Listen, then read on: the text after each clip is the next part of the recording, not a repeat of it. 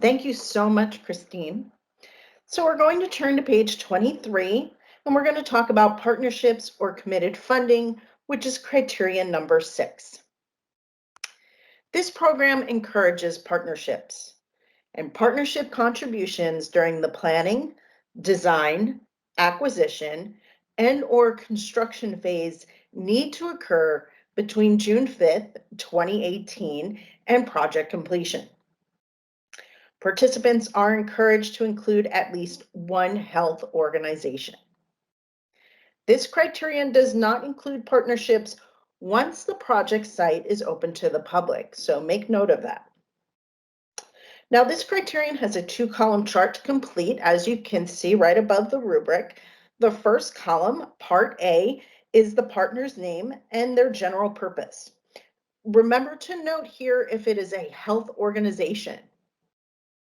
Now, the second column, which is Part B, describes the partner's role. Now, if we review the rubric together, you'll see to gain the maximum 5 points, you need 3 or more partners, including a health organization. Now we're going to turn over to page 59 to look at the technical assistance for this. Now, this includes information about what constitutes a health organization, as well as some examples of partnerships.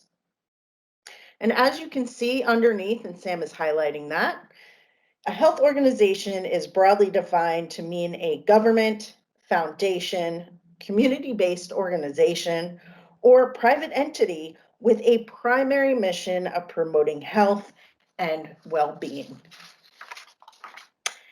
Now, if you haven't identified a partner, a health partner yet, consider reaching out to your local health departments, clinics, nonprofits, and health advocates. Now, something you may have noticed with criteria 4 through 6 is that they can be intertwined.